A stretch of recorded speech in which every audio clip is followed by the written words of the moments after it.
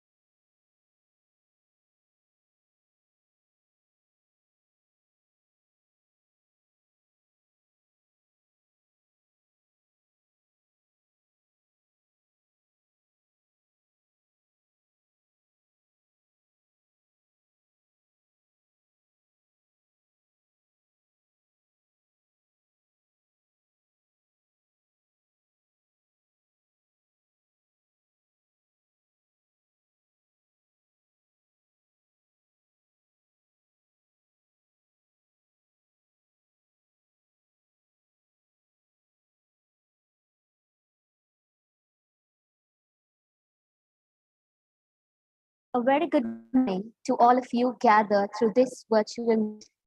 I take immense pleasure in welcoming you all to the 7th Dr. V.S. Joseph Albert Endowment Lecture.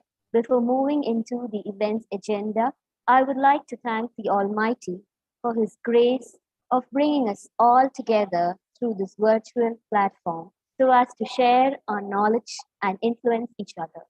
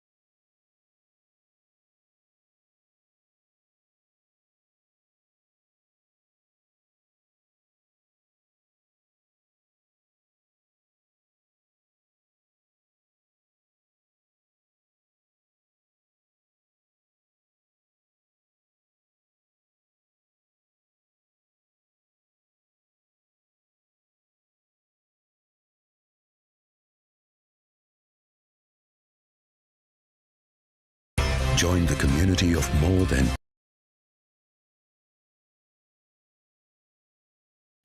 Dear 2 participants, million. we apologize for the inconvenience. We'll just wait a few more minutes and we'll begin. Thank you.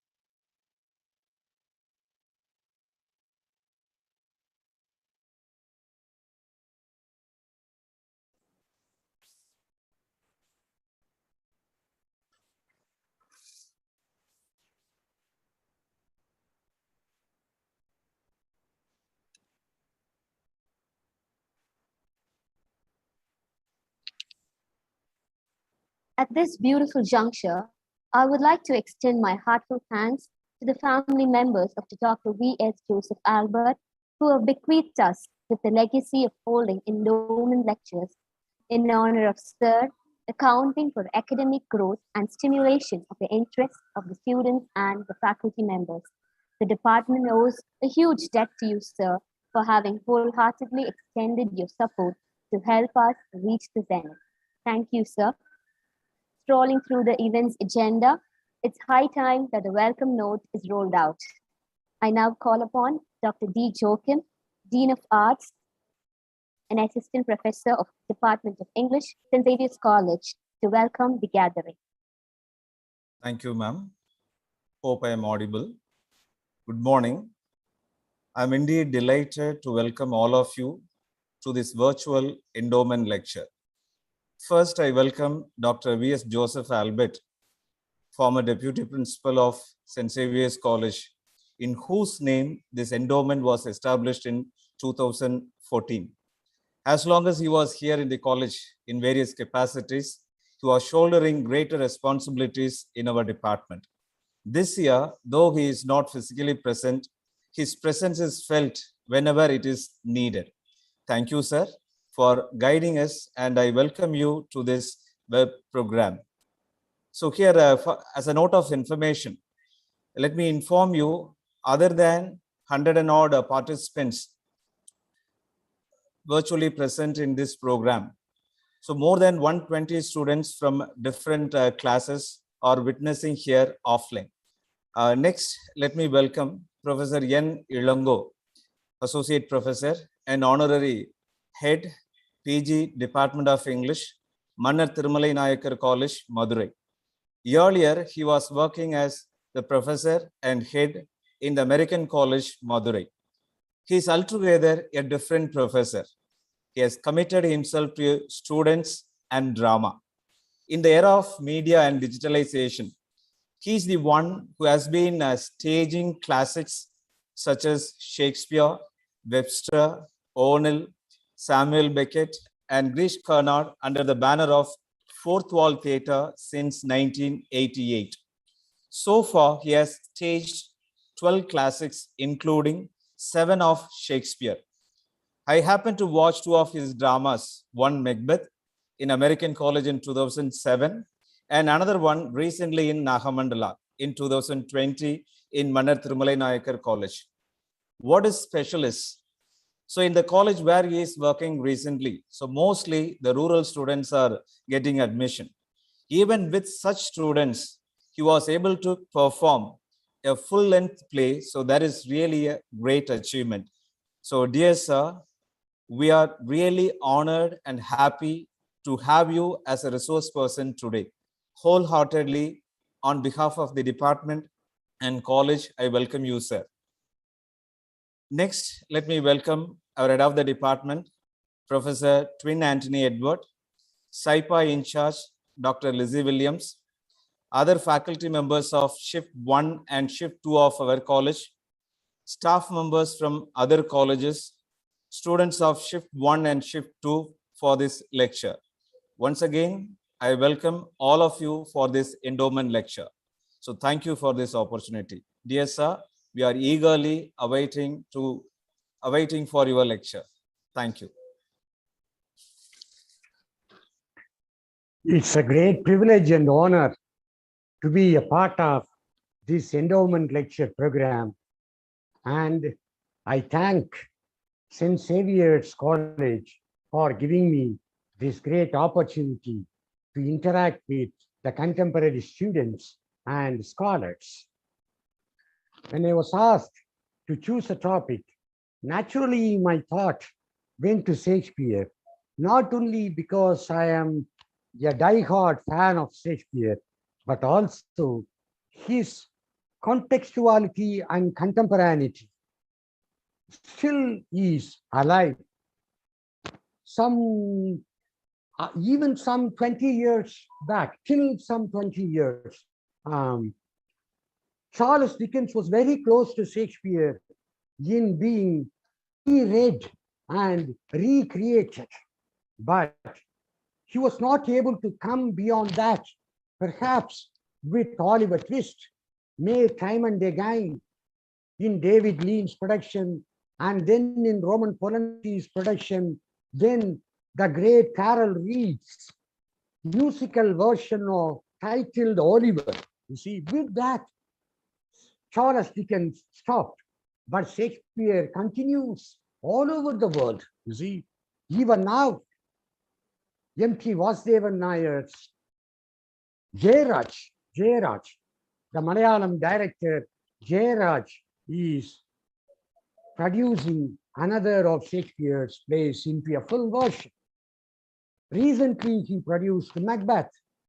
Now you have another version of Macbeth produced by Hollywood, you see, which was nominated for Oscars. And you have Hamlet as Heidegger with the Kashmir background. You have Omkara, Othello. You have Kaliyattam, Othello, Malayalam version.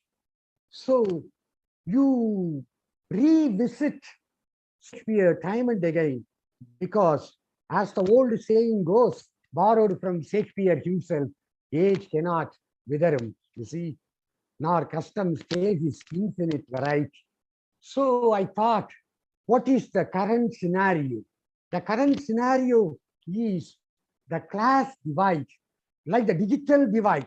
Even in the digital divide, we find the class divide. Even in our pedagogy, we find the class divide, because the pedagogy, which is the first and foremost important space for liberal thinking and freedom of expression, now we slowly being encroached by the hegemony of various kinds. So I thought how Shakespeare so lucidly, so eloquently, nonchalantly crossed this class divide, how his theatre is still versatile, still universal. That came to my mind, so I offer to talk about that. Ladies and gentlemen, we should not forget that no other writer in the world has used history and his society as eloquently and as contextually as Shakespeare has done. History others have used as a backdrop. People have chosen sensational events from history and presented pageantries. We have made historical tragedy. Shakespeare himself has done it with his plays like the Roman histories, Julius Caesar, Antony and Cleopatra, so on and so forth. But Shakespeare is the one who took history as a subject, history as a theme, and more importantly, what he was able to achieve, something which is unsurpassable, is that Shakespeare treated history at three levels. First, he took the raw history. Then he considered the Elizabethan view of history, the mythification of history. Raw history, the Elizabethan mythification of history, and then Shakespeare's view of Elizabethan view in relation to the raw history. In that sense, he used all the three levels of approach to history with equal importance. And he emerged a new genre with a new flag titled History Plays, which famously came to be known as History Play Proper. In one of his plays, especially his Henriade, the 8 plays written in 2 tetralogies, which were not written in the chronological order.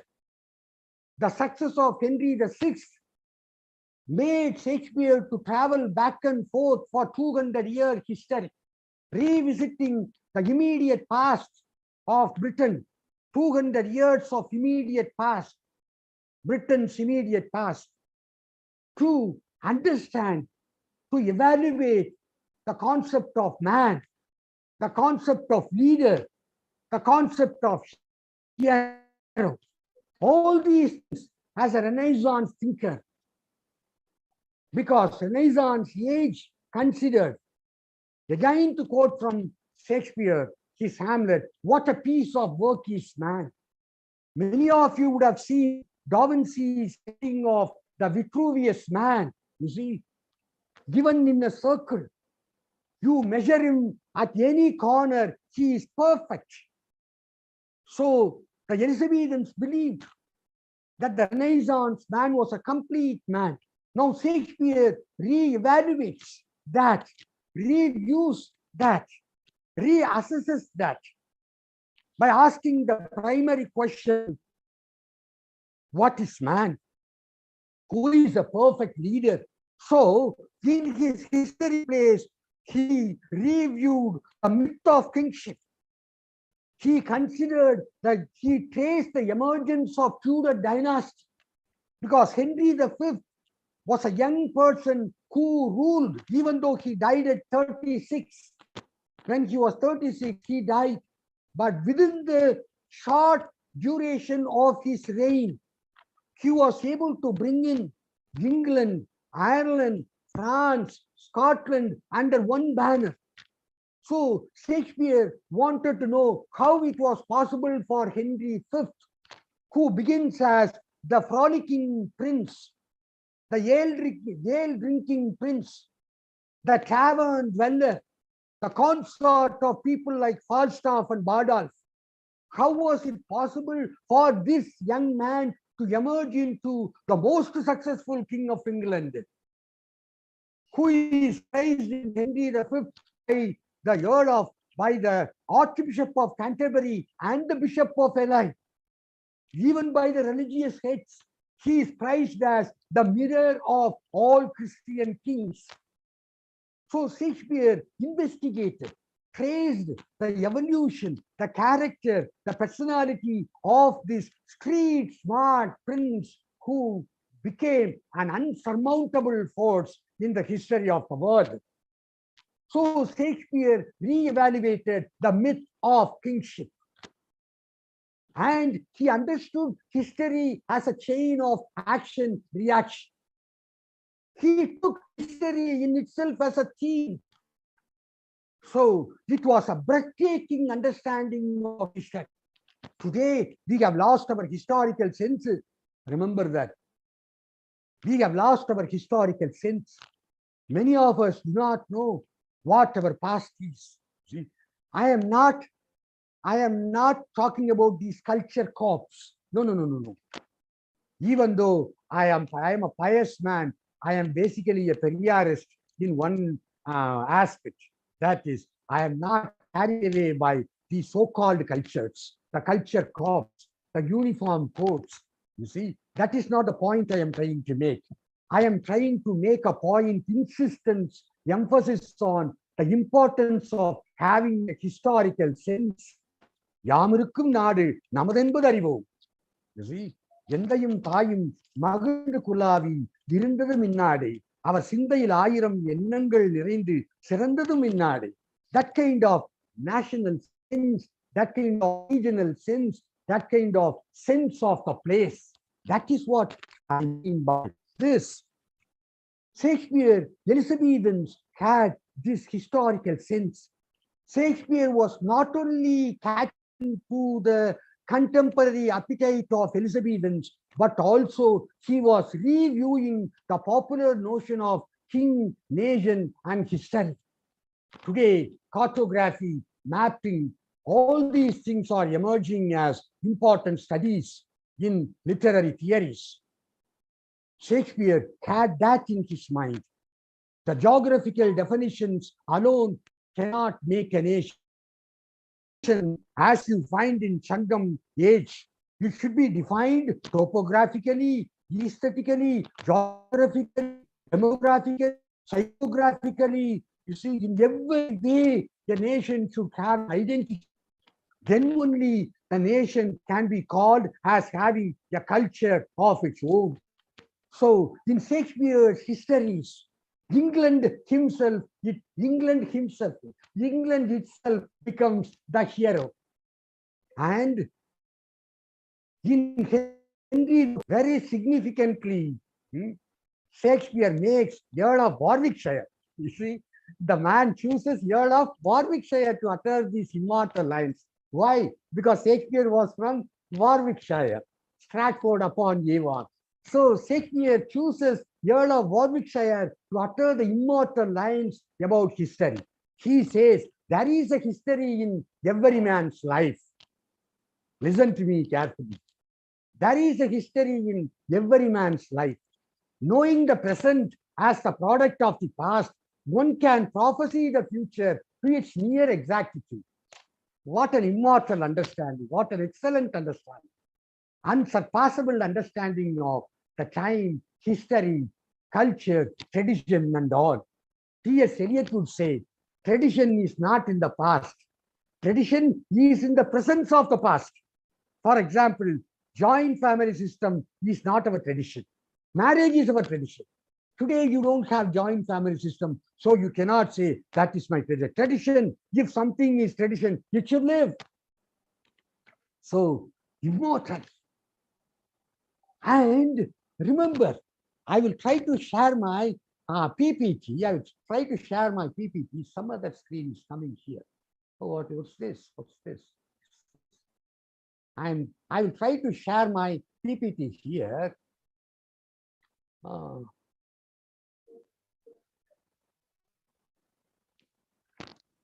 Do you see my screen? Do you see my screen? Do you see my screen?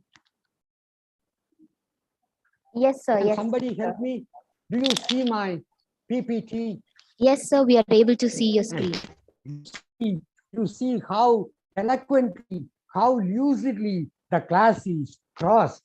You see, Shakespeare lived in an era where even the cosmic hierarchy was so well symmetrically defined.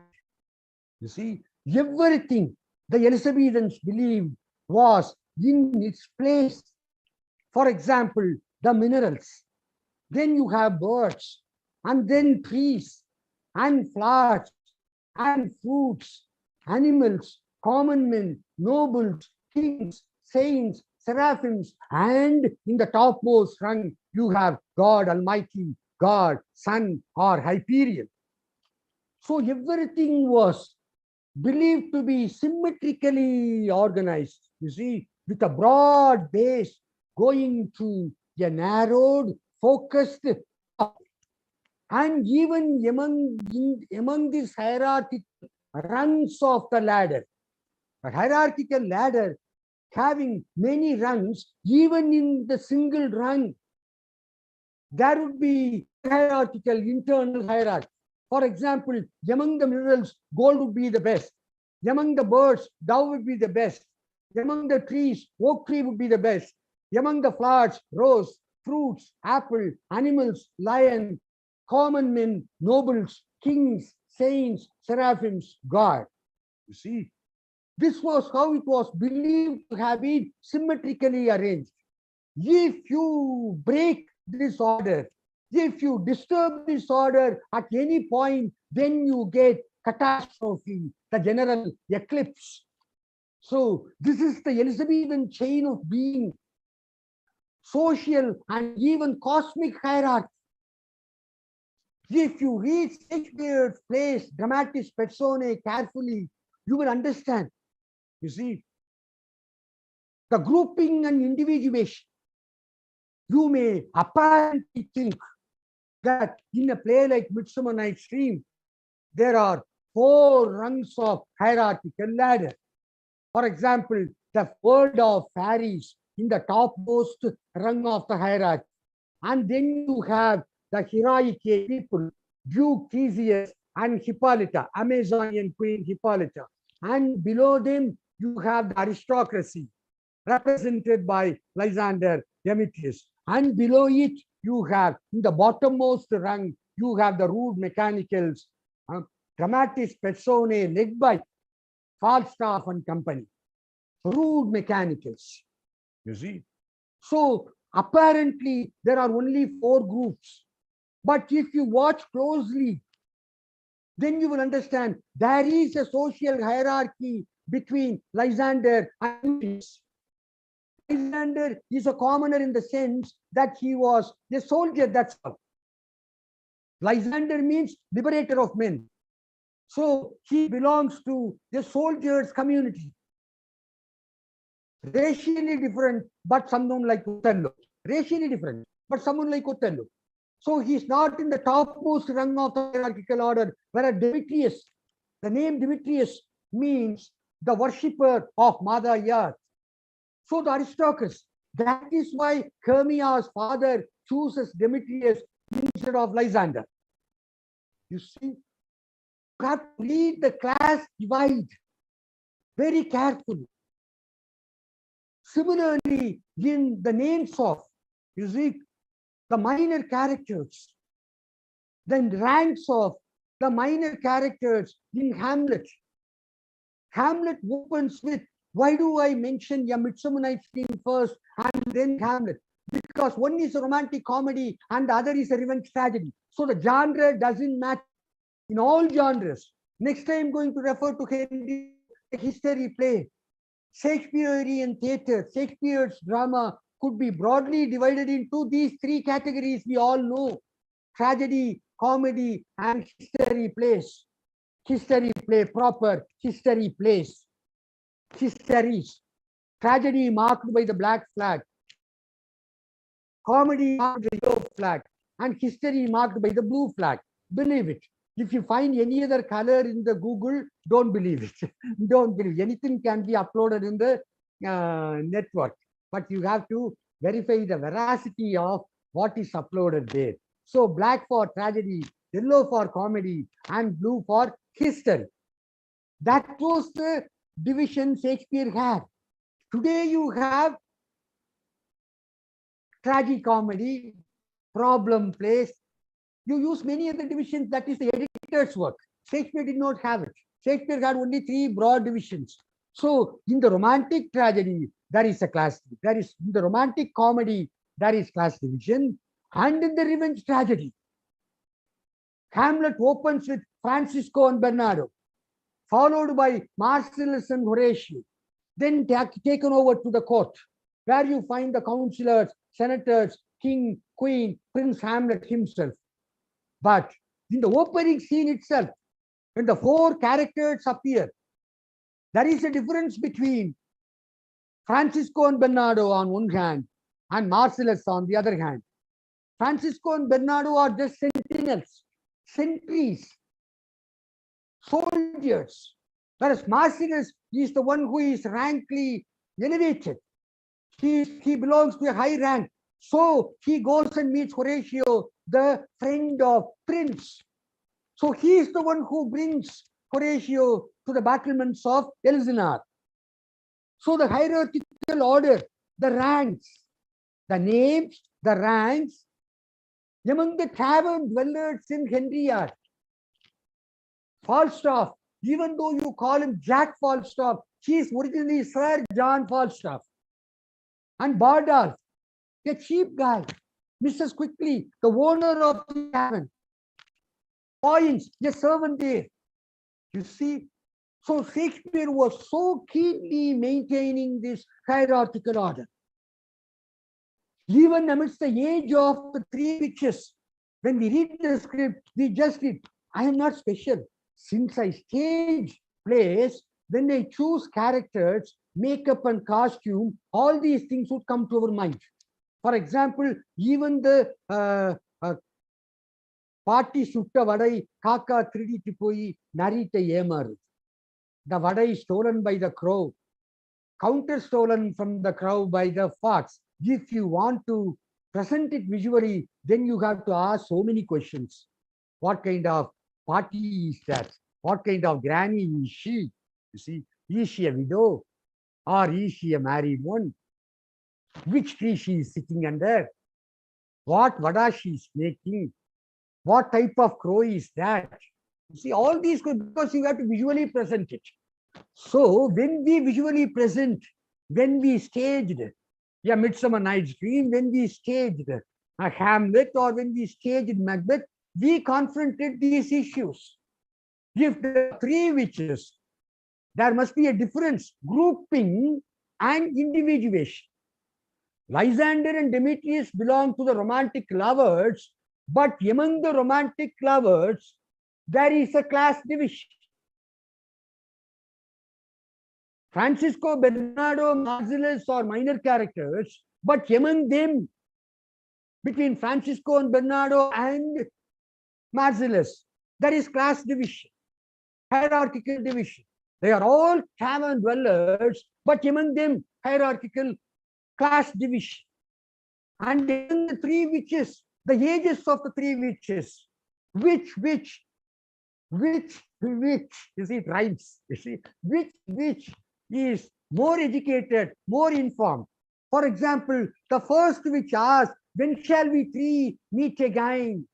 The second witch follows it in thunder, lightning, or in the rain. And the third witch says, when the hurly-burly is done, when the battle is lost and won, it will be the set of the sun, where the place upon the heath, that to meet Macbeth again. Fair is foul and foul is fair, over through the fog and fill the air. They sing in chorus, the last line, fair is foul and foul is fair, over through the fog and fill the air. When you present the three witches, the answers the question asked by the first witch must be the most informed witch. So that witch would be presented on the stage as an old haggard, the oldest witch, with wrinkled and all that, furrowed, withered lips. You see? And the youngest witch should be the first witch, which asks the question innocently, when shall we three meet again? In thunder, lightning, or in the rain? When the answer given by the third witch, you see, when the hurly-burly is the oldest witch, when the hurly-burly is done, when the battle is lost and the won, this is interpreted by the middle-aged witch, that will be before the set of the sun. You see, this is how you have to visualize. The class divide was very short during Shakespeare's time, as it is today. That is why I always talk about Shakespeare's, you see, the contextuality and the contemporaneity. The contextuality and contemporaneity. Why did Shakespeare choose bottom as the chief clown? He calls them clowns.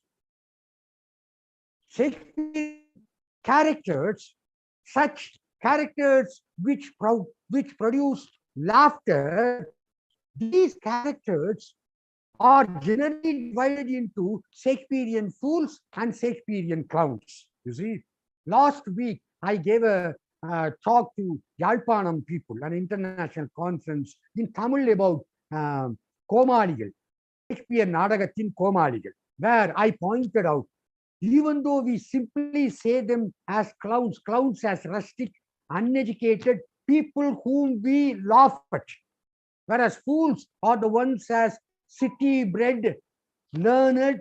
The prejudice is there. The prejudice is there. City people as learned, because Shakespeare was in London while he was taking place. So city people, refined, educated, those who laugh at themselves along with us, laughing at the follies of human beings, the weaknesses of human beings. So they know they are being laughed at. They laugh along with us at themselves. People like Falstaff, people like the fool in King Lear, whereas people like Bottom are called clowns.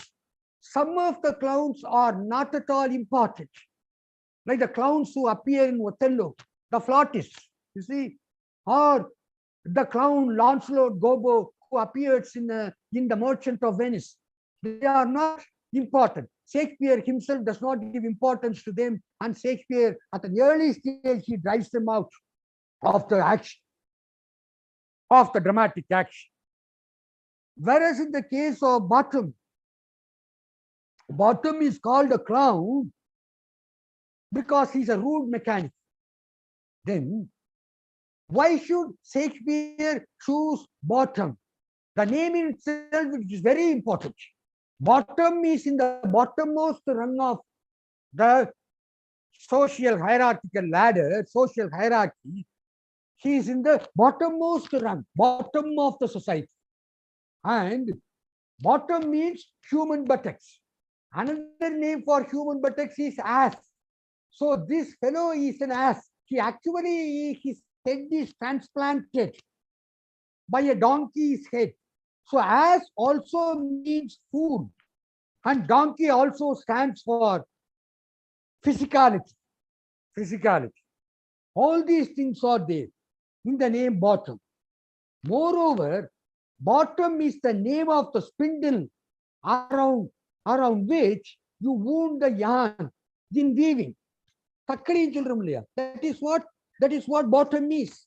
You see, the yarn, you wound the yarn around the spindle, and the spindle, how will it appear? If you have the kite flying game, if you have played ever flying the kite, then you will understand there's a stick, and around the stick you have the thread, and what happens? The stick on both ends, head and foot, both ends, the stick will be lean, and in the middle, you see midriff, in the middle, the stick will be huge, big, like the bottom's belly, Falstaff's belly. So he is aptly called bottom. But what Shakespeare does, why should he choose a weaver? That is the question. There are others. Flute, tailor, carpenter, bellows mender, all these people are there. Why should bottom be the most important person for Shakespeare to ridicule narcissism? The Midsummer Night's Dream is a romantic tragedy, you all know. So there are different types of love.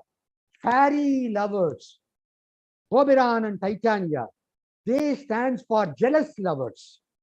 And Theseus and Hippolyta, heroic age lovers. The Duke of Athens and the Queen of Amazon. These two people stand for impatient lovers. They are waiting for their nuptial hour. That's how the play begins. How slow the old moon wanes. They curse the moon. You see, why can't you go away and let the days pass by, that the day of our wedding should appear, should come immediately. That's what they are waiting for, impatiently waiting for. And these aristocratic lovers, these romantic lovers, they stand for romantic love, adventurous love, marriage between disparagement, marriage of disparagement, all that is romantic. Love between different social classes, elopement, confusion, and all. And finally, Bottom and Company stand for self-love, narcissism. So Shakespeare uses all these four categories to represent, to give a holistic idea of love. Love in different hues, love in different colors, different types of love, right from jealous lovers to self-love. Self-love. Now, why should he choose Bottom, the weaver by profession? Remember, this is a document, this is a social document, class document, that weavers were earning much more hard currency. You see, weavers were earning much more than the agrarian community. During Shakespeare's time, the agrarian community was going down, and because of the exposure to various parts of the world, trade and all, fashion becoming the topmost. The fashion is the talk of the day. So costumes. So weavers were earning much money. After having acquired material wealth, what would one naturally would like to have? Social respect. And so they started imitating aristocrats. That is why these people try to stage play, which Shakespeare makes fun of. Shakespeare says, just because you have money, you cannot have that aristocratic taste, that aesthetic taste.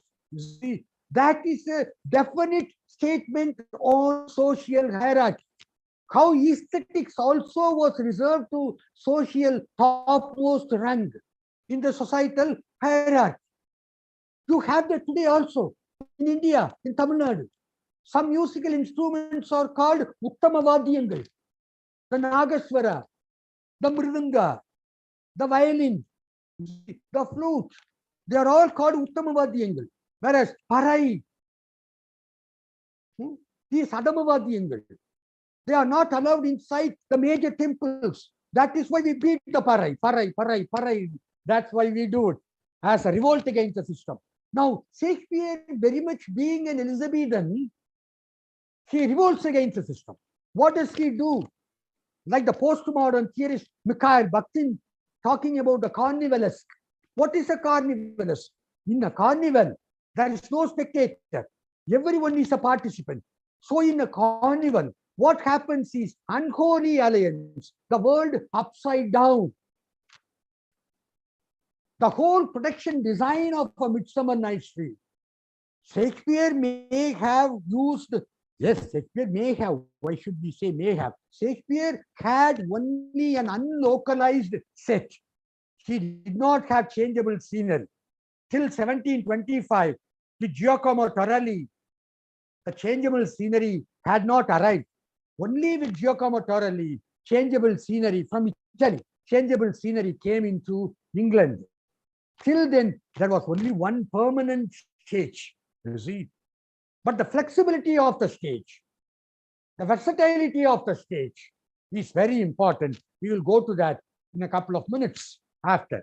Now, the question is, the production design in his mind, in the green rooms of Shakespeare's mind, if you sneak into the green rooms of Shakespeare's mind, we will understand that he had definite colors, definite costumes, definite music, definite production design as a modern man would do. But all that he had was a space and language. With the space, language, and the actor's body, Shakespeare was able to achieve everything we do with lighting, costume, and special effects and all that today in the modern stage. What was the production design Shakespeare had in his mind? It was the Mayfair of the medieval England. During the Mayfair of medieval England, there was a practice called mumming. In Madurai, they have Puttu Tiruvizha. You see, they take food, Nilachoru, we eat under the moon. That practice we all have. You see, like that mumming is the season of May. That was actually the May 1st Mayfair. Today, May Day is different. One is SOS and the other is, what is it?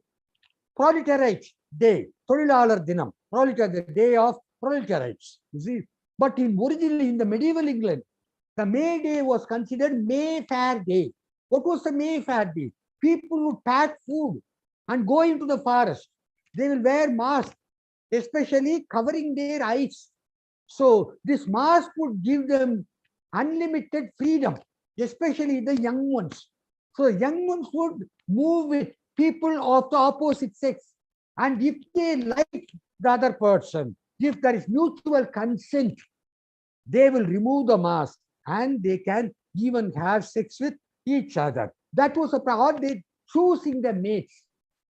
It was a fertility ritual. Like Jessie L. Weston would say in her famous book, From Ritual to Romance, Mayfair was a fertility ritual. Like our Mudapari, we carry the Mudapari and ask the rain to pour for a good harvest. Then we go for Pongal festival, Dionysian festival, the classical Greek Dionysian festival in Tamil Nadu, Pongal festival, where you offer thanks to God for the good harvest. Like that, they had the Mayfair in medieval England as a season for, like our Margali Utsavam, as a season for sowing the seed. So young ones will find a path, which would be, they would be encouraged by wearing the mask, and it would be a carnival. In the carnival, there's no social status. In the carnival, for example, students wearing Santa Claus costume come and pull my hand. I'm the HOD. How can they touch me? But they pull my hand and force me to dance with them, and I also dance with them. You see?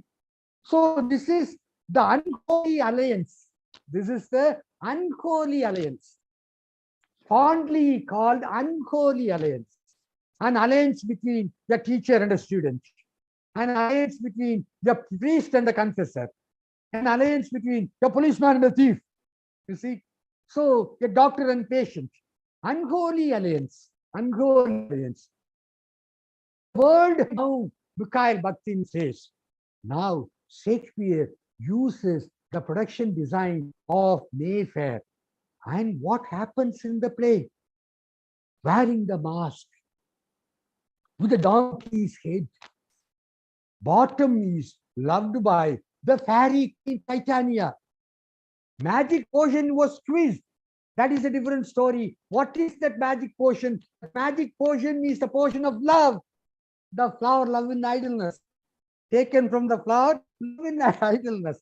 So love makes the ஆதலினால் காதல் செய்வீர் இவ்வுலகத்தோரே அதுவன்றோ இவ்வுலக தலைமை இன்பம் காதலினால் சாகாமல் இருத்தல் கூடும் கவலை போம் அதனாலே மரணம் பொய்யாம் காதலினால் கவலை class divide will also go away. So Titania falls in love with Bottom. Now, why Titania was made to fall in love with Bottom? It was a conspiracy designed by her husband, who wanted to teach a lesson to this Virago woman. Titania disobeyed her husband Oberon when he asked for her Indian child, jealous of the fact that his wife is doting on the male child. Doting on the male child. Freudian, you see. So he wanted the child, but Titania refused to give it. They fell apart. So Oberon wanted to teach a lesson. He sought the help of his lieutenant mischievous Puck. That is where the name, adjective puckish fellow, prankster, puckish fellow came. Now this Puck, whether he did it really or not, we do not know. But by accident, he commits so many things. Unholy alliance. The real fool, Mandan. I use the expression Mandan. Mandan is not only a slow-headed fellow, but the one who does not do what his master asks him to do exactly. That is a meaning for Mandan. There are 4 dictionaries. From Yal dictionary to many dictionaries are there. One of the dictionaries says that Mandan is the person who does not execute exactly what his master does. So this Mandan, this lieutenant, this Puck may have deliberately had fun by doing certain mischiefs. So what happens now? Titania wakes up. She sees Bottom, because the one in whose eyes it has been squeezed, the magic juice, the love juice, whatever they see first, when they wake up, they would fall in love with, incurably fall in love with, be it a bird or a beast. You see, not even that. But Bottom appears here and she falls in love with Bottom. Bottom now has narcissism, so he does not ask the question, will the fairy queen love me? She doesn't ask the question because it is self-love. When a fairy queen proposes, she immediately accepts that. He turns around when Titania calls him my lord. He looks at, he laughs and carries on love. Now, what Oberon expected? Oberon expected the entire forest to laugh at Titania. But Titania and Bottom are living accompanied by many fairies. Peace Blossom, Cobweb, you see, such beautiful fairies. Accompanied by these fairies, they live happily. So the husband, the insecure husband, becomes more insecure. What is this? She may settle with the donkey. Like Anna, she may settle with donkey. So he grew jittery, and that is why he broke the spell. That is the reason. You have to read it as we have to read it as an eco-feminist work. That is how we have described a Midsummer Night's Dream in Mannar Thirumalai Nayakar College, where I am working now. See, for the PG students, we have Shakespeare studies, in which a Midsummer Night's Dream is used for eco-feminist studies. Henry IV, part 1 is Henry V is used for new historicist studies, and Othello is used for racial studies. You see, that is how. That is a different story. You see, this kind of documentation will be there. So how Shakespeare crosses the cross divides. How was he able to do that? He had the greatest weapon of multiple plot structure. So the multiple plot structure is different plot structures running parallel to each other and converging in a single point climax. You see, they are converging in a single point climax. They are not just running parallel to each other chronologically. As they go, like the proscenium arch theater, they are far apart. As the plot structure progresses, slowly these opposite things come together and they dovetail, converge in a single point climax. You see, it is not just a framing work.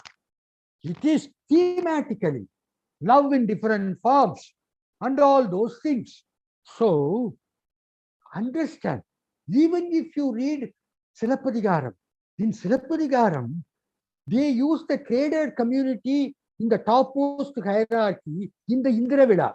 When guests arrive to see the Indravila, traders community, what is Varnashrama, which we do not accept. We don't accept Varnashrama. It is bad. It is damaging. It is a conspiracy of the hegemony. We abolish it.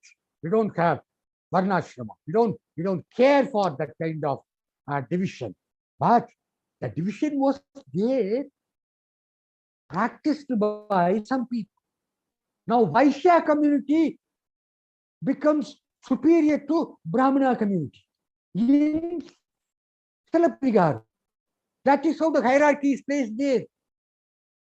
Whereas in Thiruvalluvar's time, Vedankudi, Thalanmai ennum Tagamikkan Tangitre, Vedanmai ennum Cherukundra, the pride of agrarians. The pride of agrarians will never let them to that belongs. You see, Thalanmai ennum Tagami, not budging, not being servile to anyone. The pride of not being servile to anyone belongs solely to agrarian community. That is how you can translate it spontaneously. The pride of not being servile to anyone belongs solely to agrarian community. Thalanmai ennum Tagamikkan, Thalanmai ennum Tagamikkan, Tangitre, Vedanmai ennum Cherukku. So agrarian community was at the topmost rung of the hierarchical ladder. You have to read literature also like this, because literature, myth are all cultural statements, social statements. I'm talking about classics. I'm talking about classics. I can talk about this one thing for hours together, but that is not our immediate focus now. How Shakespeare crosses this, using the multiple plots. That is why in the climax, the Lieutenant Puck comes. If the shadows have offended, think but all is mended.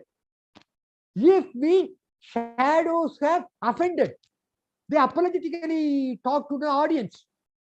The royalty would be there, the nobles would be there, the upper class aristocracy would be there, the groundlings would have been whistled and whistled. When Titania fell in love with Bottom and Bottom started listening to music and Titania caressing his ear, what a beautiful ear, you see, what a beautiful ear. And the groundlings should have laughed because Kadal vayapattal kalvaikum isai rasikum. If one is in love, when in love, even a donkey can listen to music, appreciate music. When in love. It is the only way to overcome the class divide. Okay? So Shakespeare uses this romantic comedy as a mask, as a carnival, in the so-called unholy alliance as a defiance against system. Shakespeare would be a royalist. Other guy, Ben Jonson, would be a liberalist. But if you read Shakespeare's plays, you will understand that within the text, like Jack Derrida saying, within the text, Shakespeare would play. Shakespeare would improvise. Shakespeare would poke even at the queen. In A Midsummer Night's Dream, he pokes at the queen. He calls moon, cold moon. He calls moon, cold moon. The queen was a virgin queen. The queen did not marry anyone. At the time, the Earl of Southampton had fallen from the good books of the Queen, and the Earl of Southampton was Shakespeare's patron. Shakespeare, taking sides with the Earl of Southampton, gives a dig at the Queen.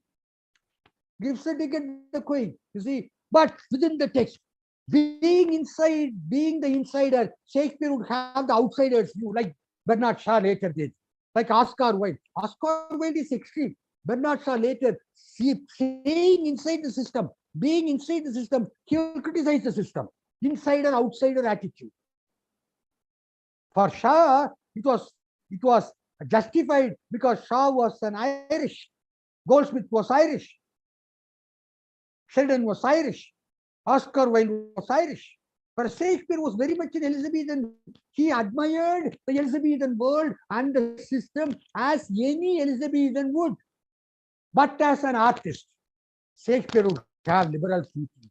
Or else could he have given such lines, immortal lines to Shylock? Remember that. Shylock is the antagonist. There is no question. But Shylock is the one who speaks the most important lines, next only to the quality of Mercy's speech spoken by Portia. Shylock's lines are remembered always. They will be remembered always. You see,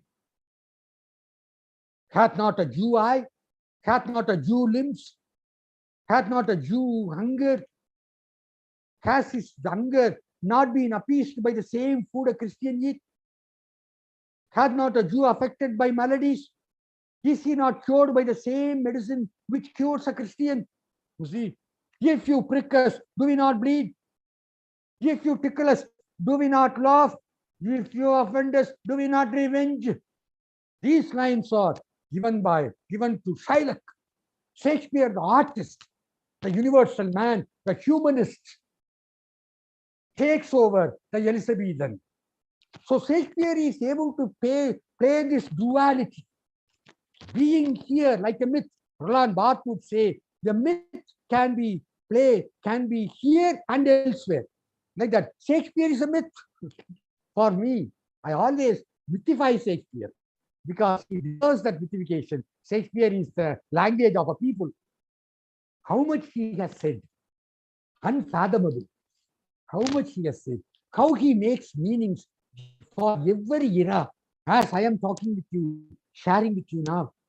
You see, when we stage in Midsummer Night's Dream, the television crew asked us, the interviewers asked me, they asked me, why are you staging Shakespeare now after having staged Hayavadana? Why do you go back in time? I said, this is the time. We have to understand that there is enough space in this world for all of us to work side by side, work towards our individual as well as collective prosperity. We need not fight. The Midsummer Night's Dream tells this by crossing the classes. And you see, first, Hermia, Helena.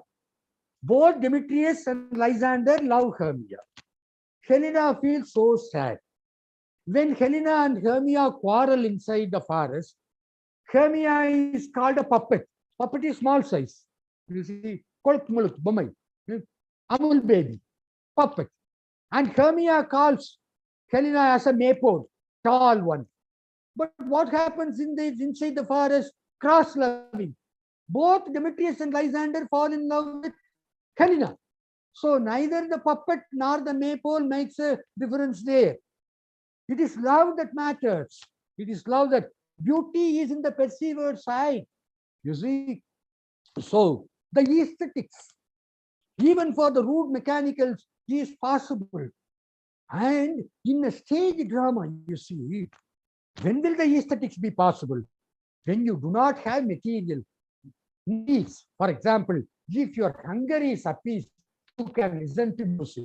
If you are hungry, how can you listen to music? So Elizabethan world was enjoying material prosperity to such an extent that it could focus on poetry and drama, language, and other things. Aesthetics. Have we ever asked how many times in a text for a stage? Today we read it as a text, but in Shakespeare's time it was meant for performance. Where else we have found the reference to sleep? Have you found a reference to sleep in any other writer. Even if there is sleep, how often, how importantly that was dealt with. Whereas in Shakespeare, sleep, sleep, sleep, whether it is comedy or tragedy. Desdemona sleeps despite the danger. The last scene where she was going to be killed, Othello enters. Desdemona wakes up from the sleep. She has been beaten up by Othello, but that doesn't let her somnambulism. You see, she sleeps.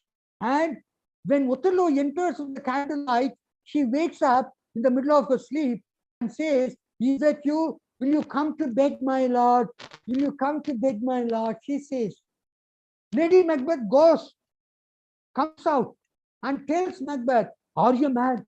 Had I decided, I would have plucked the suckling. I would have plucked the suckling from the mother's breast and smashed it against the wall had I decided upon it. You have decided to kill the king, but you are not able to do that. I would have done it had he not listened to my father as he slept." Romeo and Juliet, Midsummer Night's Dream. Take any play for that matter. One out of three at least, these plays would have a sleeping scene. So the sleep stands there for social rest, not unrest. People are satisfied, you see. And when you are satisfied, what happens? The reawakening of amorous activities, like the reawakening of aesthetic activities, reawakening of amorous activities, you see. And Shakespeare was able to combine this sleep, this amour. There is one entire beautiful passage on dream in Romeo and Juliet. The passage is called Queen Mab passage. Queen Mab passage. Description of dream as a queen. Like that, Shakespeare was able to combine the sleep with horror also. Later, you all know the bathtub murder scene in Psycho. You see, you all know. If you have not watched the shower scene, bathtub murder in Psycho, or the baptism murders in Godfather, you better watch it today. You see, so this kind of combination, crossing the senses, crossing the class divide, because what Shakespeare was, like Charles Dickens also did it. Charles Dickens would call it basic man. Charles Dickens would call it basic man. Shakespeare would call it quintessential man. Quintessential man is basic, like Emersonian concept of transcendentalism. Aham Brahmasmi. I myself am the Brahma. Transcending your existential flaws to understand your essence. To understand your essence. Virtue naturally as it comes to a newborn child. Divinity. Man is essentially divine, as opposed to the inherent evil which was promoted during 19th century by other of writers like Edgar Allan Poe, Hawthorne, and during Shakespeare's time, the Renaissance concept of man, anthropocentrism, which was grossly mistaken later as man-centric, master-centric, white-centric, egocentric, not ecocentric, egocentric. But Shakespeare did not do that. For anthropocentrism, for Shakespeare, is like ecocentrism. How human beings can live amidst nature. Nature for Shakespeare is the metaphor for God's design. Human being is for the perversion of nature. Fortune also is for perversion of nature. Nature and fortune, nature and human wit. These are the two primary conflicts you find in Shakespearean drama, the great oeuvre of Shakespearean drama, the wide gamut of Shakespearean drama. So what? This romantic love enables people to cross the class divide, like the racial prejudice overcome in between Othello and Desdemona. The flute music in the concrete jungle. Watch one of these days, Laurence Olivier, the second British actor to be knighted. The first British actor to be knighted was Alec Guinness. The second British actor to be knighted was Laurence Olivier, the most Shakespearean of all Shakespearean actors. Laurence Olivier playing Othello. You see the various hues of Othello, various dimensions of Othello. Whenever Othello speaks to Desdemona, his jaw will drop and she will be slavering. My Chuck, she will say. See? Did you watch how I spoke? My Chuck, my darling, my Chuck, hi Chuck, she would say. You see, slavering, doting, you see. Whereas when he walks with in the royalty, in the court or anywhere, when he walks, he will swing his left hand, keeping the right ready for striking, swinging the left hand. You see, that kind of person. But the romantic love makes him like a baby. You see, like a slavering baby, like a doting child. See, so love in the midst of racial prejudice, cross-loving, romantic love, love of disparagement. You see, Shakespeare was able to draw this quintessential man. You see here, I should make an important statement before closing. I think the time is, you are getting late. Let me make an important statement for your perusal. There are scholars and brilliant students around. The presence is almost some 100. You see, 75 people are there. And I want to deliver this to the 75 people, teachers and students, scholars and theater enthusiasts about Shakespeare. We may think the English drama came from Aristotelian concept. But no, for Shakespeare, Seneca came first before Aristotle could. The moment Seneca, we talk about Seneca, we confine Seneca to revenge tragedy. No, Seneca was a skeptic. You see, Seneca was, what shall we call? Seneca was a skeptic. Seneca was a pacifist. You cannot call him pacifist. Stoicism. Senecan Stoicism. Stoic. S-T-O-I-C. Senecan Stoicism. So the Stoicism is not passively suffering. Not that alone. We cannot dismiss skepticism as non-believing and Stoicism as passively suffering. If we study skepticism and Stoicism, we will understand that is an answer by a thinker to the system. Aristotelian concept of life, man, promoted an idea that man is predestined. That is why Brechtian Epictetus fought against Aristotelian concept of tragedy, and Brecht refused to call his tragedies as tragedies. He rather used the term Epictetus. You see, why? Because Brecht as a communist, Brecht as a revolutionist, Brecht as a propagandist, social activist who considered theater as a political activity with his Berliner ensemble theater. You see, Brecht believed that theater should make things happen. Theater should agitate the people over the issues. So man can alter himself and he can alter others. Man is alterable and can alter. Whereas Aristotelian concept of tragedy says man is unalterable. You see, man, Thiruvalluvar also has said in one place, just in one place. But Aristotle promoted that man is predestined. That is why the hegemony prescribes Sophocles' Oedipus, not Euripides' Oedipus. Sorry, not Euripides, not Seneca's Oedipus. Seneca has also written Oedipus. Sophocles also has written Oedipus. Why Seneca? Why Sophocles, not Euripides? Why Sophocles, not Seneca? Why Euripides and Seneca are not prescribed in the philosophical domain? Why do we read just Aristotle? It is because Aristotle promoted the omnipotence of the system, whereas Euripides promoted the individual free will. Yes, Euripides was not allowed to live in Athens. He sought the permission for self-exile and he ran away.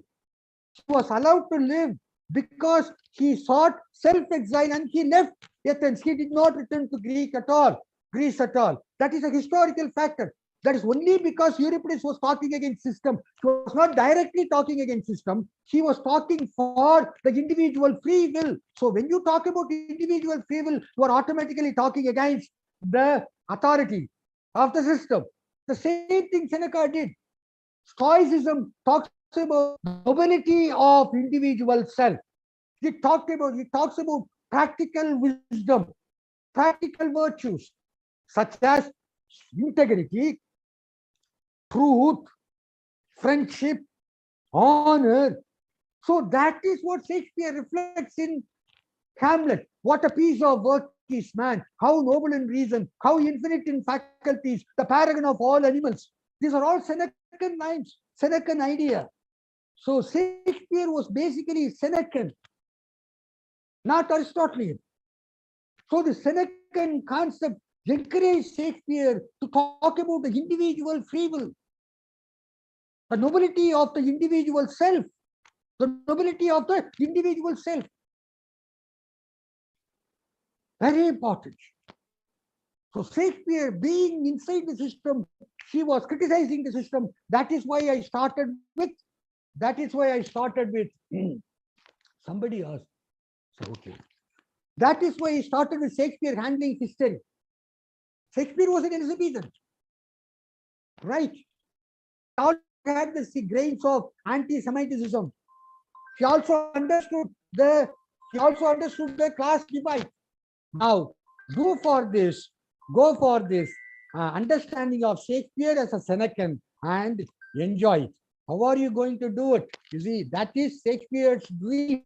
As Bottom would say, man is but an ass. He expound my dream. Thank you very much. Thank you very much. Now, if you have any question, you can ask. I'm sorry, I barged into an extra hour. If you have any question, you can ask. Do we have questions in the chat box? Or can someone like Professor Fernand or Professor Joachim or Albert or someone read me if there are any questions?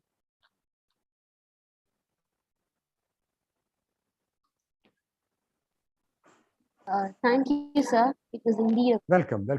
very good talk. Your vibe was something that we needed much. So before we move into the question and answer session, I invite Dr. V.S.Joseph Albert, sir, to share a few words. Sir, the forum is yours. Yeah, please.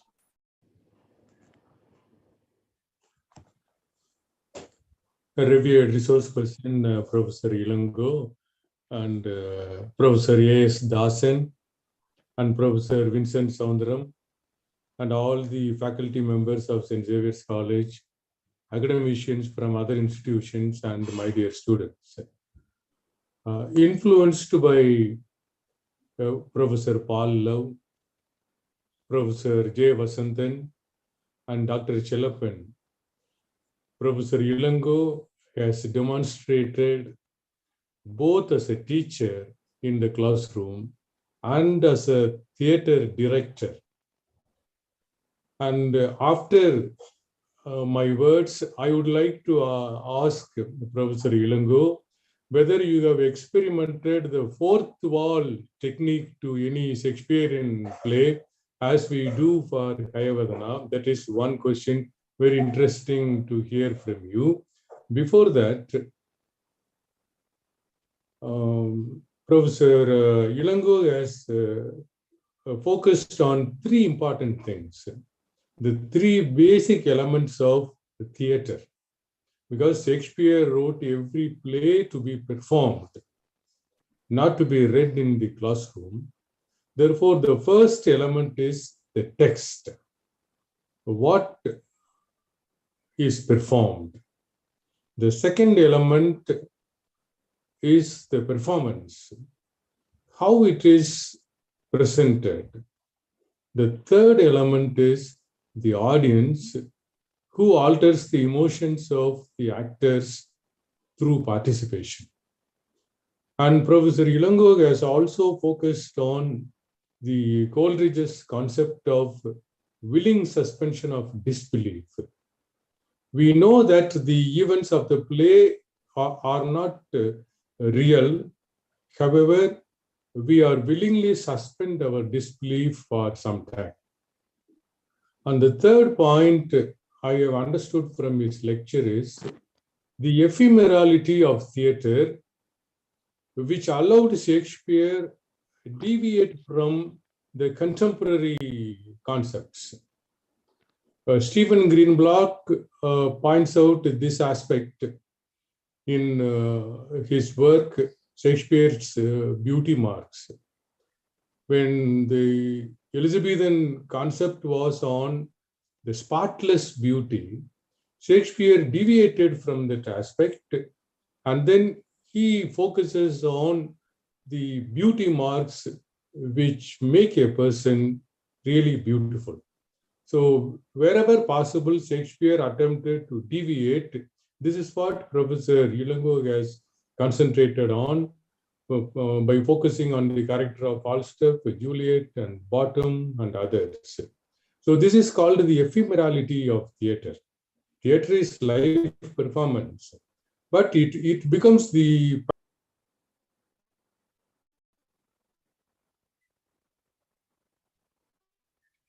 Sir, you are muted.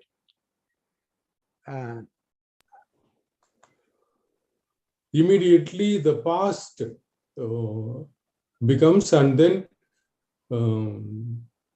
the difference between the present and the past is eliminated. Therefore, very, very complex concepts Professor Ilango has highlighted, and both the quantity and the quality of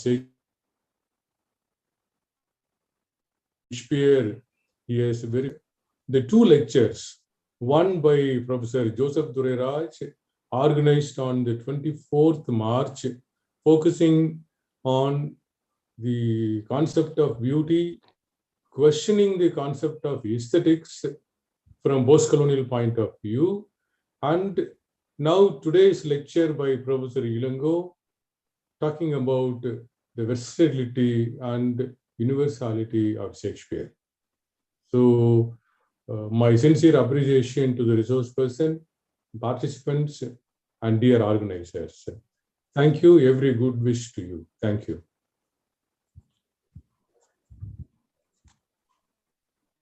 Thank you, sir. Now I welcome Dr. Dasan for gracing the occasion. Thank you, sir. Sir, we would like to have a few words from you, sir.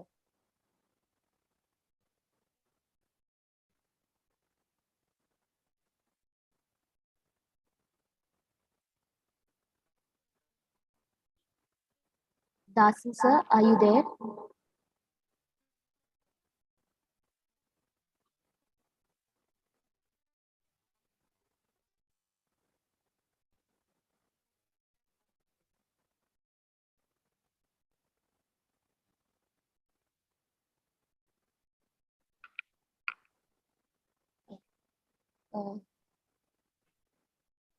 We will wait for sir. Meanwhile, Professor, yes, sir, can you hear me? Professor Ferdinand, are you talking to me? Yes, sir, yes, sir. Yeah. What did you ask? May you know? So meanwhile, in the chat box, the questions are put up, sir. So please Can you read from the chat box? Yeah, I will check the chat box.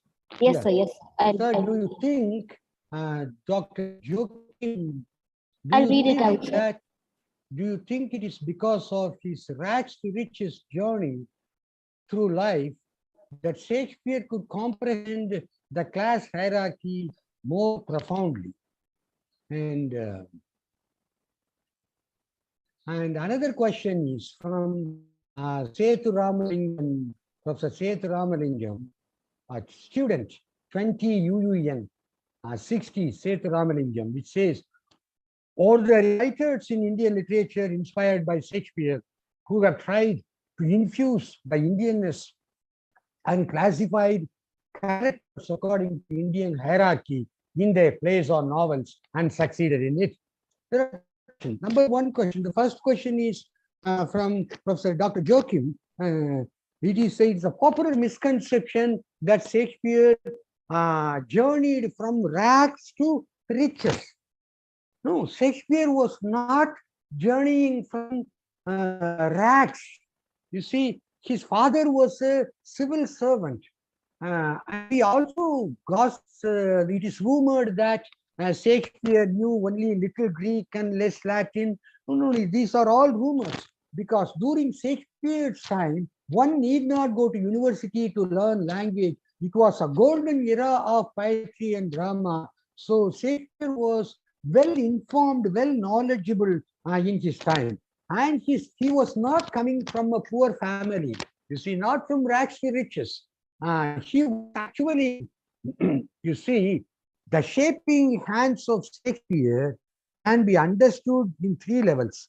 Early life of Shakespeare, one. Then Shakespeare's London life. Then Shakespeare's theatre. These are the three things which molded Shakespeare. The early life of Shakespeare instilled in him an awesome admiration for Elizabethan style. And the later London life exposed Shakespeare to various communities, classes living side by side in London, as you find in Mumbai today. The right equivalent would be Mumbai today. You see, everybody living together, you see. And Shakespeare's theatre also shaped his plays. So the social hierarchy was very much tangible during Shakespeare's time. That influenced him. And any artist, whether he was from rags or he was born with a silver spoon, an artist must be sensitive, basically, especially during Elizabethan times. Genius was not a cutting edge. Genius was a prerequisite to survive in theatre. Unless you were a great artist, you could not survive there. So Shakespeare was profoundly influenced. May not be his personal life alone, from the life he took, from everything. That would be the right approach and understanding of Shakespeare. Then, about the Indian author. Yes, the social hierarchy, Hayavadana. What else do you need for this hierarchy? You see, Kapila is definitely a downtrodden, a proletarian. And Devadatta is definitely a Brahmin. You see, even the color, white and black, white mask and black mask. Devadatta's father being called Vidyasagara. Vidyasagara means ocean of knowledge. Dalai Lama, Vidyasagara. So Devadatta is from high class, and he is from Kapila is from low class. You see, and how there is a hierarchical shuffle happening when love happens. That is what Hayavadana is. So there are many writers all over the world. I should say that no dramatist, I mean the dramatist was educated in English theatre, no dramatist or no movie maker wouldn't have been influenced by two people. One is Shakespeare and the other is Charlie Chaplin. You see, they are the two great masters. Even the psychological crime thrillers maker, the father of crime thrillers, Hitchcock, Alfred Hitchcock, after having given an interview for 1 week, the interview done by Vittoria Di Sica, by the end of the interview, he tells the young filmmaker, you should make films as Shakespeare did his plays for the audience. So Shakespeare always had the audience in his mind. He never bothered about being a purist in theatre. He never even bothered about the three unities, Aristotelian three unities. He only used what was needed to get message across to the audience, to make audience happy. There are 40 pages written by the social historian John Trevelyan. You see, by the end of the 40 pages, John Trevelyan, in his famous book Social History of England, says that the social historian can talk about England only this much. If you want to know more about the Shakespearean world, its people, its aspirations, achievements, fears, dreams, you go to Shakespeare, he says. To such an extent, Shakespearean theatre has become a document. The great oeuvre of Shakespeare has become a document, social document. And about Shakespeare's influence all over the world, that is what I started this webinar with. You see, lately in the Kashmir background, they made a Hindi film. They made a Hindi film, Heidegger, which is Hamlet. Which is Hamlet. Veeram in Malayalam, that's Macbeth. They will acknowledge it. An adaptation of it's Macbeth. Sometimes they claim to be an adaptation like Fakat Fasil's film, which was not Macbeth at all. It was a crime story which happened in Kerala a few years back, a few months back. You see, Othello, Omkara, Hindi film. Throne of Blood, Macbeth by Akira Kurosawa. The Bad Sleep Well by Akira Kurosawa. Orson Welles, Akira Kurosawa. You see, John Gielgud. Even today, The Lion King is actually an inspiration from Hamlet. You see, so Shakespeare's influence is felt all over the world in all languages, all major languages, in all forms. There is a person called Rajashekhar. He has our Padipagam. This Rajashekhar, who was basically a journalist, now has been translating Shakespeare's play into novels. Macbeth, he has written as a novel. So there are many adaptations, improvisations upon Shakespeare. The Royal Shakespeare Company now chartered, 2 years back, chartered Howard Jacobson, the Jewish novelist, to adapt Shakespeare's Merchant of Venice, which has come out as an excellent book, which we have prescribed in Mannath Nayak College for MA students. The title of the novel is Shylock is My Name. Shylock is my name. So it has been going on and on. Shakespeare's influence is felt all over the world. Thank you for the question. Have I answered your question? Is there any other question? Thank you, sir. Participants, if you have any more questions, kindly post it in the chat box. The resource person will be taking it over. Or you can even ask me if you are allowed to unmute yourself. I don't know.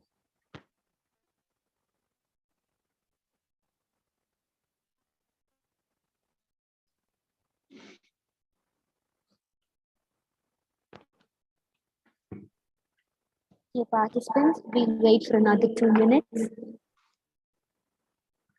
If you do have questions, kindly post it in your chat box.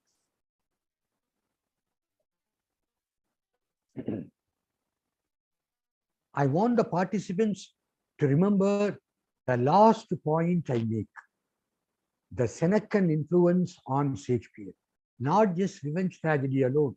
Read what Stoicism is. Read what Stoicism is. It's enough. Senecan concept of Stoicism.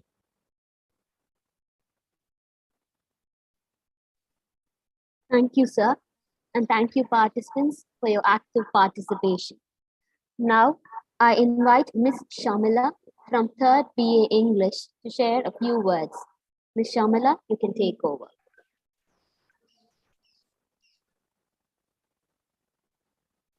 A very good afternoon, everyone. As a student and lover of literature, and in particular, an admirer of Shakespeare, I'm overwhelmed beyond words by this erudite and awe-inspiring lecture. I take this opportunity on behalf of my fellow students to express my heartfelt gratitude to the resource person, Dr. N. Ilango, for his insightful Excuse me. observations. Excuse me. Will you please, just a minute. Sorry. I'm extremely sorry. I'm extremely sorry for interrupting you. A number of diacritical references made by the speaker and Professor Albert worth nothing. Somebody has said, Dr. A. Dasan. Okay, I don't understand. I'm ready to answer. If you have something in your mind, you can ask me. What do you mean by that? Can you explain? Worth nothing. You think mine is not documented? Please. Dr. S. Dasan. Who is it? Dr. S. Dasan, because I am not averse to criticism. But if your criticism is real, honest, I'm ready to accept it. We are all learners. We are all learning. Please tell me, can somebody unmute Dr. Dasan? Because he says the diacritical references are worth nothing. Which reference did I make lacks documentation or needed citation? Please, you are a doctoral degree holder. I'm not a doctoral degree holder. So you know how a reference ought to be, the veracity of a reference ought to be verified. You know that. Please, Mr. Dr. S. Dasan, it is an honor to meet you, sir. It's an honor to meet you. It's not just since I have been given a floor, I went on whatever came to my mind. All my things are documented. If you need any document, please tell me, ask me. I'll give you the reference now. No problem. There is no hard feelings. It is nothing, sir. Not nothing. What is it? Rani Priyadarshi. Whatever it is. Please, I'm ready to listen to you. Excuse me, sir. If any of my point lacks citation, please tell me, is it about Seneca and Stoicism, or is it about Midsummer Night's Dream crossing the class? Sir, excuse me, sir. Yes. I'm sorry to interrupt, sir. Yes. Dr. S. Dasan is not online. No problem. He's not online. Yes, he's not connected, sir. Please, if you have contact with him, ask him what he meant by that. No. Just a minute. I am not upset. I just want to know. That's all. We are all learning.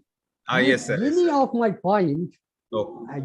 of my point needs citation, I'm ready to give.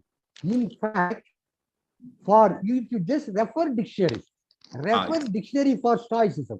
Stoicism will be exactly what I said. Yeah, thank you, sir. Sir, if you don't mind. Sorry for interrupting the beautiful lady who was giving the vote of thanks. Yes, sir. Now, shall we continue with the vote of thanks, sir? Yeah, sure. Yeah, yes. Sure. Professor Joachim? Professor Joachim? Yes, sir, you may speak. Professor Dasan's mic cannot be unmuted. Therefore, if it is possible, please unmute him. He wants to yes, sir. an important. Sure.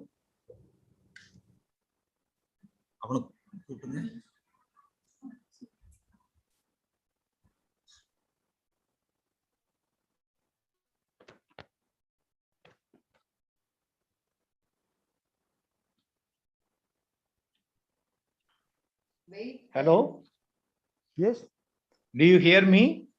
Yeah, very much. Okay. Good afternoon, sir. Good I am afternoon. Dr. Dasan from University of Mysore. Yes, sir. Please. Yeah. It's a very good lecture. And the point I made was about the diacriticism that you brought in. I meant the kind of the number of sites you brought in with reference to authors. With reference to, sir, pardon me, with reference to authors from classical tradition, from modern tradition, and from postmodern tradition, including Brecht. The kind of references you made, I think that's exactly what students need to understand if at all they want to go to Shakespeare. Shakespeare was one of the finest diacritical playwrights. The way you did not use the term diacritical, I used that, but the way you explained the lecture, the way you brought in the kind of references, and the way you explained stoicism or ephemerality or characterization, whatever is that, I think it's a very important lecture, and that lecture can be given anywhere in the university circle too. Am I audible? Yes, you are audible. I was curious to know. I was curious to know. Now you have spoken. I was curious to know what you meant. That's all. Because, sir, Brecht and Aristotle, there is a Methuen edition of Edward Bond's Lear, an adaptation of King Lear. And in the introduction commentary part of that book, which is very much available in all libraries, in American College PG library, that is available very much. And they talk about the conflict between Aristotelian tragedy and Brechtian epic tragedy. Exactly, I quoted from that. Aristotelian tragedy, man is predestined. Man is unalterable and cannot alter. Whereas Brechtian epic theater says, man is alterable and can alter. So, adapting Shakespeare's King Lear as Lear, Edward Bond, the modern British dramatist, has beautifully written a play called Lear. In the commentary, that is it is there. And Howard Jacobson's Shylock is My Name is a chartered novel by Royal Shakespeare Company, which we have prescribed in Manna Trimlanayakar College. So the characterization, we approach the character, physical, social, psychological, and spiritual. And all the four dimensions I talked about Senecan stoicism and skepticism. That is the meaning of stoicism and skepticism. We take the meaning only partly. We call skeptic as a non-believer and forget it. But the truth is, he does not believe in the authority of the system. That is why he is non-believer. And stoicism, he is not passively suffering. He suffers to understand the meaning of life, the nobility of his self. All these things are well recorded and documented in the dictionaries, glossaries, encyclopedia, and whatsoever material available. So that is why I wanted to know if any reference I made lacks veracity. You see, that's why. Thank you for coming forward to explain it. I read it from the chat box, and that's why I went back and interrupted the beautiful vote of thanks being given by that is the true. lady. The one more idea that of course you brought it in a different way. Aristotle's problem was he was a man coming from a kind of what is called the Athenian tradition, and not Athenian tradition, the kind of what shall we say, and the Thessalonican tradition. The kind of tradition that he brought in came with a number of authorities, religion as a basis, system as a basis, which was not the case with Brecht. And that is why Brecht became a kind of rebel. We may call him postmodern, but the kind of individuality that he presents, I think it's very beautiful. We can read Dr. him with Dawson, Arthur Miller. Dawson, sir, one more point. The comparison between Aristotle and Aristotelian concept, Sophoclean tragedy, and Aeschylean Sophoclean tragedy, and Euripides Euripidean drama. That in itself, in Euripides itself, Dr. Noel Irudayaraj gave an excellent lecture, 2-hour-long lecture to Jawaharlal Nehru University in Tamil, which is available in YouTube. You see, he also vouchifies what I had in my mind. Euripides himself, who was brought up in the same system where Aristotle was brought up. You see, maybe Euripides is younger, very much younger to Aristotle, but still Euripides talked about the individual free will, and that was why, fearing punishment, he left. He asked for self-exile. So we need not move from Aristotle to Brecht postmodern time. Even in the classical time itself, there were voices like the voice from the Rome in the 4th BC, the earliest voice you can find in Euripides himself. But the pedagogy, the hegemony does not allow the pedagogy to prescribe Euripides because it is against the hegemony. Whereas Aristotle himself, though he has written poetics, he was not a literarian. He practiced himself to become a statesman, law, politics. It was in fact Socrates, it was in fact Plato who wanted to become an aesthetician. It was Socrates who wanted to become an aesthetician. But these people became politicians, whereas Aristotle became a writer. Aristotle became a writer. Plato, in his Republic, divides people as this Manashastra divided the Indian society. Plato divides it as gold, silver, bronze, iron, and copper. You see, so this Varnashrama was there. Euripides talked against that. That was why he imposed a self-exile and left Athens. Seneca sought the permission of the king when he was accused of treason, and Seneca sought the permission to legally commit suicide by cutting the vein of his wrist. It was allowed during Roman period.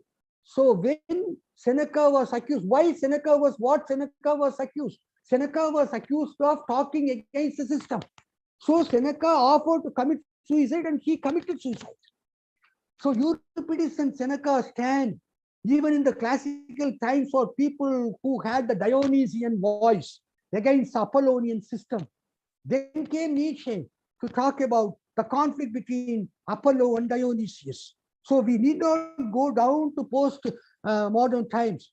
Even in those times, like Ingersoll, Rousseau, you see, in the modern times. Even before that, in classical times, there were voices, dissident voices. And these voices influenced Seneca, influenced Shakespeare. The influence of Seneca and Shakespeare is tangible in almost all his major plays where humanity is primarily addressed. That is why I talked about Charles Dickens calling man as basic man, and Shakespeare calling him just as a man. They give him a man. He is a man. That in itself is enough. Why should you call him angelic, royal? He is a man. That's what Hamlet says. The man should be like this. That is clearly Seneca. Thank you, sir. Thanks for the question. Thank you. You gave me a space to clarify this point further. Thank you, sir. I want the students to keep up that tradition of that extraordinary excellence that the college maintains vis-a-vis the Department of English. I am very proud of that, and the kind of resource persons they get, they're all very solid, very well informed, insightful, and very thought-provoking in terms of exhaustive knowledge, exhaustive wisdom with which they speak. And that's the tradition created and sustained by other teachers in the department, keeping up the legacy left by previous teachers, including Albert. Keep up, and this is all the more relevant because of the endowment lecture in honor of Professor Albert's post-retirement. I'm happy about that. Keep up, and congrats to Ilango, congrats to Albert, congrats to Joachim and the department, and all the people there.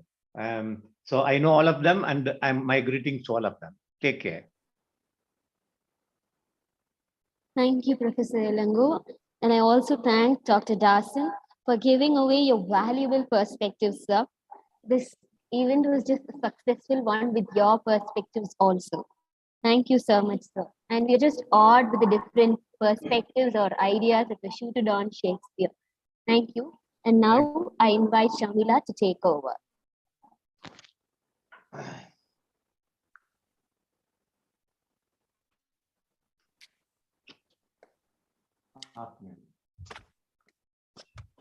A very good afternoon, everyone. As a student and lover of literature, and in particular, an admirer of Shakespeare, I'm overwhelmed beyond words by this erudite and awe-inspiring lecture. I take this opportunity on behalf of my fellow students to express my heartfelt gratitude to the resource person, Dr. N. Ilango, for his insightful cogitations on the universal and versatile playwright, William Shakespeare. An out-and-out celebration of the literary legend, the session was amply glazed with citations from a variety of vineyards from his life and his plays, actuating us to acknowledge the human being in the writer. I once again thank you, sir, for letting us take a sip of your lifetime of learning and experience in the field of theater. I hope it is not an exaggeration when I say that it transported us back to the Elizabethan age itself, and in the process made us feel nostalgic about an age we never had the privilege to witness. Once again, I thank you for the insightful and inspiring lecture, sir. I would also like to extend my sincere gratitude to Dr. V.S.Joseph Albert, former head of the department and deputy principal, for providing this opportunity and encouraging such intellectual discourses of much value and benefit to our students. Thank you, sir. Thank you, Ms. Shamila.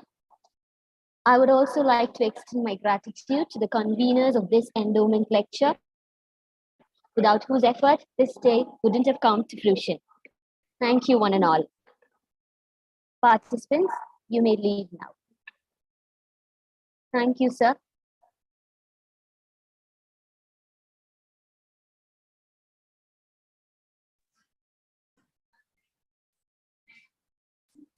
Sir, thank you very much, sir.